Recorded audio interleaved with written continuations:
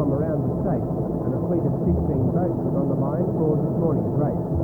Sailing on a reduced course because of lack of wind, the field rounded the first buoy in a close group and then raised finishers for the runs downwind. Former North American champion, now based in Sydney, Barry Nesbitt, was in the top 5 around the first buoy. He then worked his way through the field, crossed the line nearly 2 minutes ahead of his nearest competitor, local sailor Mike Hamanek, aboard Cleo. It's going to take consistent sailing by the rest of the field to catch these two in the remaining 4 races of the series.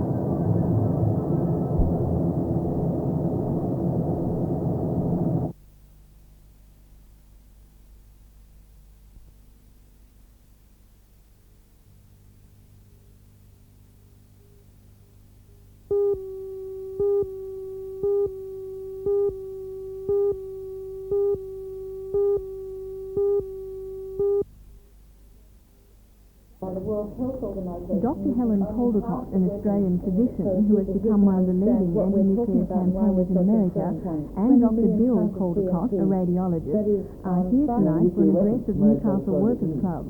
Today they continue their attack on Prime Minister Hawke, urging him to stop uranium mining and return to the ALP's original platform. The chance of a nuclear war is imminent, according to Dr. Helen Caldecott. He says we have 7 months to save the Earth. If Ronald Reagan is re-elected, there's a strong chance that he could produce a global nuclear war.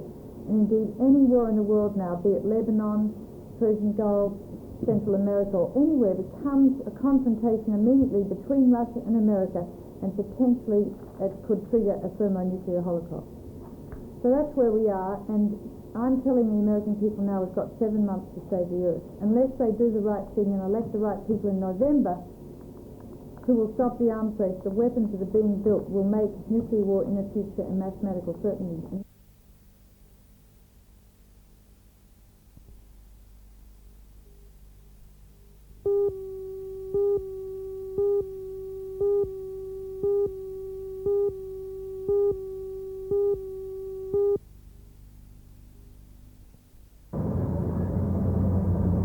Befitting their past as members of the armed services, the war veterans, young and old, marched orderly in the Civic Park this morning. It's April the 26th, and a cold autumn morning, the annual dawn service. The first thing you notice is that Anzac Day is not the exclusive property of old war veterans. This morning's crowd is sprinkled with young children and young men, obviously veterans of Vietnam. All remember their lost friends in their own way. Some join in the service with great gusto, singing the remembrance hymns. Others hold back. Being reminded of fallen mates is a private affair. The service was led in prayer by Chaplain Fuller from the Williamstown RAAF base. This morning the address was given by the Newcastle President of Legacy, Mr. Elliott. Amen. He told the crowd that the virtues of those who fought and died in war should be carried on in our everyday life. He said bravery and the strength of conviction were real values, applicable even now. But the Anzac dedication sums up why Australians celebrate this day every year. We who are gathered here think of the comrades who went out with us to the battlefield of the Great War but did not return. We feel them still near us in spirit. We wish to be worthy of their great sacrifice. Let us, therefore, once more dedicate ourselves to the service of the ideals for which they died. As the dawn is even now about to pierce the night, so let their memories inspire us to work for the coming of the new light in the dark places of the world. We will remember them. We will remember them. Lest we forget. We forget. Wreaths from city leaders, politicians, the police force and various RSL groups were then laid.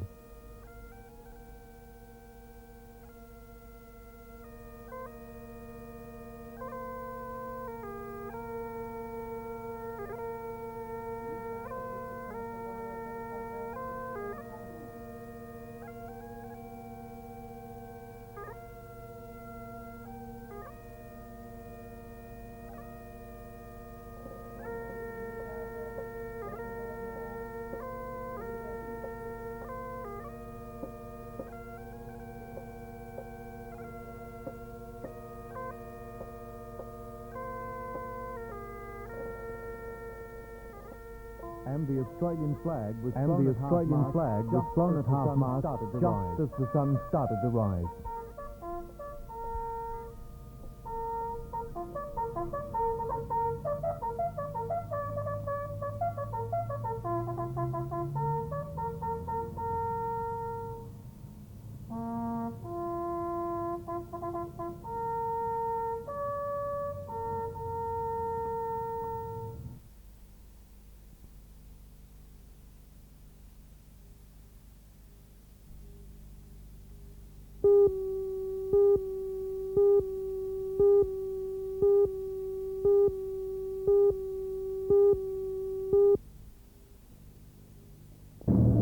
Like so many of the battles to commemorate, Anzac Day began with the chants of marching feet and quiet storm. Simple but moving service at Civic Park remembered for many fallen comrades, relatives and friends, victims of conflict spanning some 70 years.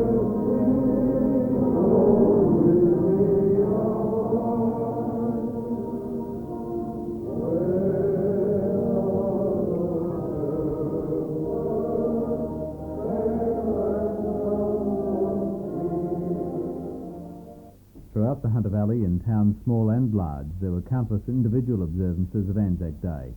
In this ceremony at Allendale Hospital near Cessnock, many former servicemen seemed lost in memories they'd rather forget.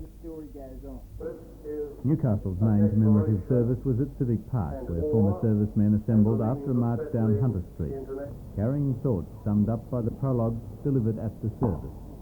On this day, above all days, we recall those who, in the great tragedy of war, gave their lives for Australia and for the freedom of mankind, who still flee amid the ridges of Gallipoli and the terraced shores of Palestine, in the lovely cemeteries of France or the shimmering haze of the Syrian desert, amid the mountains and olive groves of Greece, the Middle East, and the jungles of Malaya, New Guinea, rugged Korea, Vietnam, and the Pacific Islands, amid loving friends in our mother country, their own land, and in unknown resting places in every continent and in every sea. With sacred remembrance, we commemorate every man, woman and child who, in those crucial years, died so that the lights of freedom and humanity might continue to shine. The theme of today's service was an urgent call for peace. Speaking for youth, Christine Zacharouskas of Wallsend High School reminded all of the madness of war.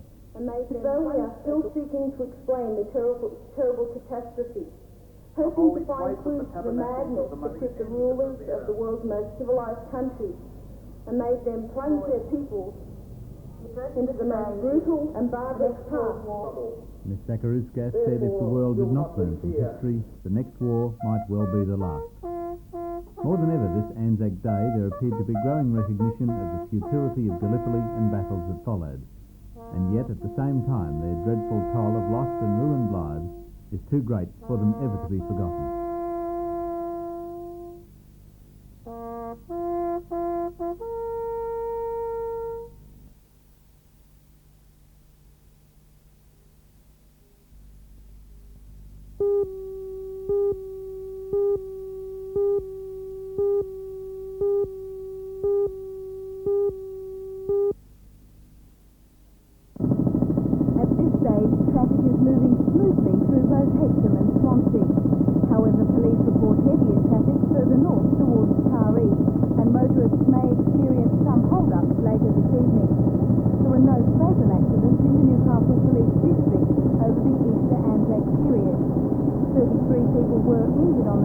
over the break, but police believe their intensive campaign kept accidents to a minimum. The Blues bus was in operation throughout the 6 days. Almost 8,000 motorists were breath tested, but only 19 were charged with driving over the legal limit of 0.05%. The Anzac Day holiday was marred with 2 serious accidents in the region today. An 18-year-old Madawi boy is in a serious condition in the Martha Hospital following a sand buggy accident near Stockton. He is suffering chest injuries. Friends brought him to the road in a 4-wheel drive vehicle, and he was rushed to hospital in the Westpac rescue helicopter. Later in the afternoon, 3 people were taken to Wallsend Hospital following a collision on the boulevard at Toronto.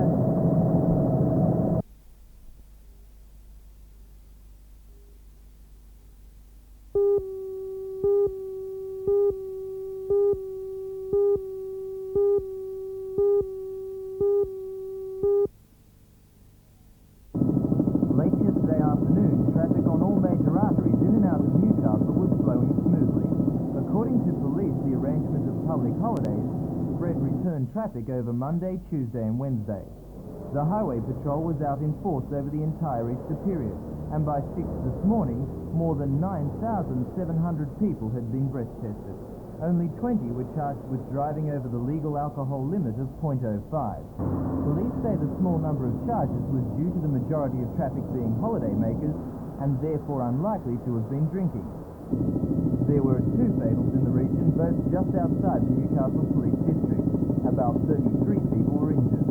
Last night, the head of the Highway Patrol, Sergeant Ian Cleary, said the blitz was a major success for 101 reasons.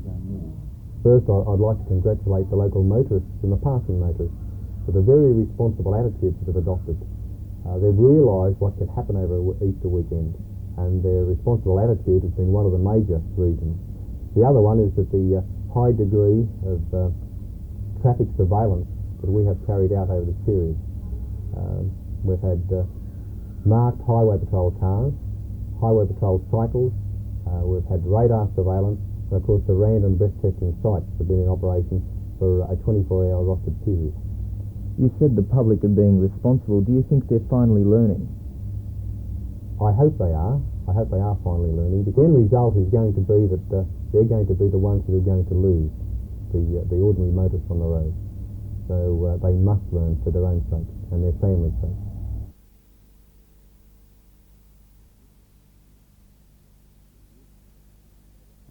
In Newcastle, for their own sake and their family's sake. Would you say random breath testing has been a success this Easter?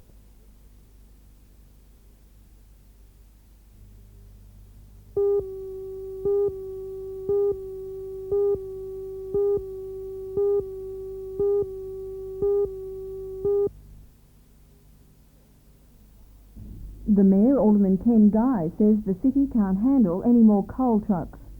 The additional trucks coming through are going to be a worry to the area. We can see even with our bypass, when that is completed, we're still going to have the problem with East Maitland in other areas because that area itself is growing very fast even at the moment, and our domestic traffic is blocking the road up completely now. Past 2 years, the Maitland traffic problem is aggravated by trucks which converge on the city's narrow streets from many parts of the Upper Hunter. The latest development of the Bayswater Coal Company wants to transport coal by road because of rail costs has sparked strong protests. In the past 2 years, the Maitland Council has spent approximately $100,000 on roadworks along the shopping centre bypass and High Street maintenance. The council says it would expect costs to increase with more coal traffic movements. But the cost is not the only issue. Environmental factors have to be taken into account. According to Alderman Guy, the plans to initiate steps. I feel strongly enough if they continue with this, I'm going to suggest to council we make approaches to the state government to stop this move because we're just our road system's unable to take it.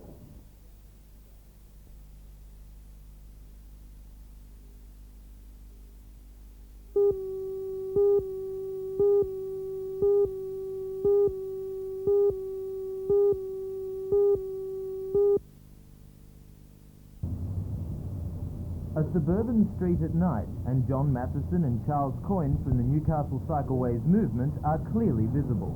They have taken what they say are the essential precautions of wearing reflective clothing and fitting their bikes with front and rear lights. What everybody should be having. John, did you really feel safe riding at night?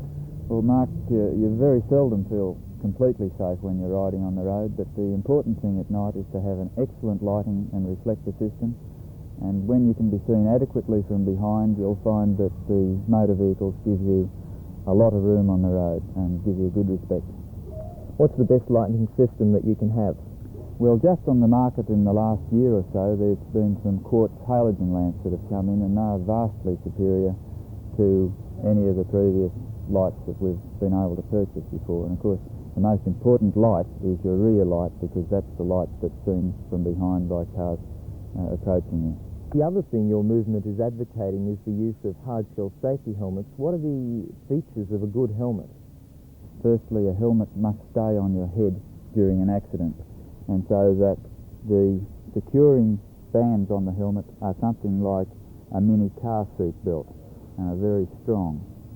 The second point is that the helmet must have a hard outer shell which distributes the impact when you hit on the road, and also will skid along the road or along the car, whatever it is that you've hit. Most important of all, however, is that the helmet must have an inner liner, usually made of polystyrene, which will absorb impact. The liner should feel hard to the fingers, but under a severe collision it will crush and absorb the impact of any sort of crash. Those are the three most important things that good helmets must have. Has the bicycle lobby in New South Wales done enough to promote the wearing of hard hats? Unfortunately, the government haven't picked up our initiatives in New South Wales, and there hasn't been strong government promotion of helmets. In Victoria, the opposite has happened.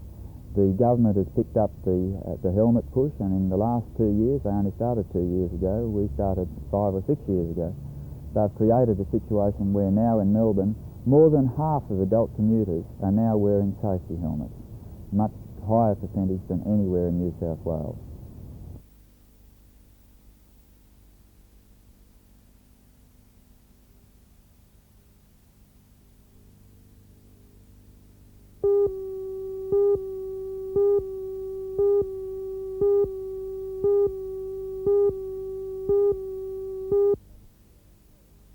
I could name probably, I think I could name 80 players that could have played first division in England, but I went over there.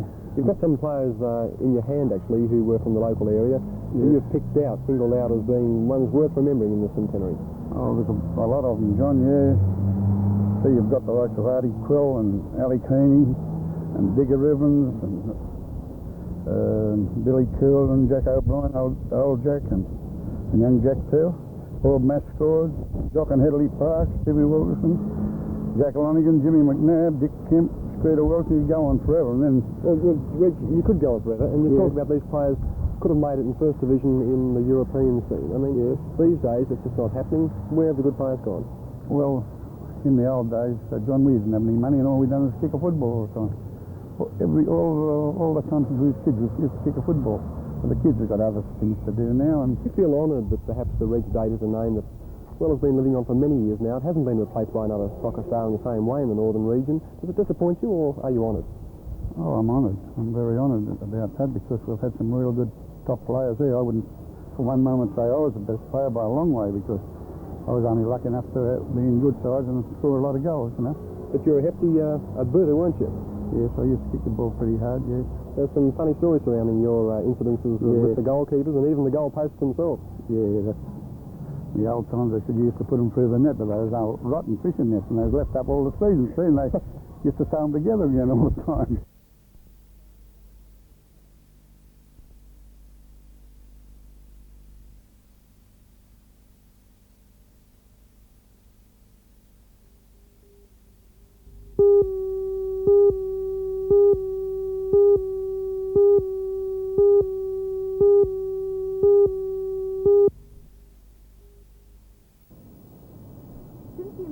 Of the Westpac and CBA banks, buildings like this one at 198 Pacific Highway, Charlestown, have become superfluous. All banking is now conducted in the Westpac Bank, further down the street.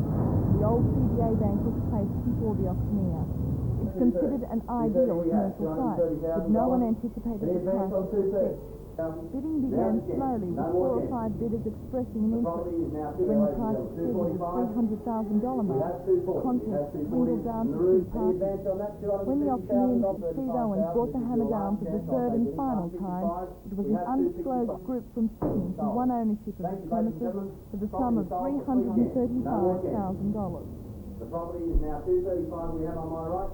Any advance on 235?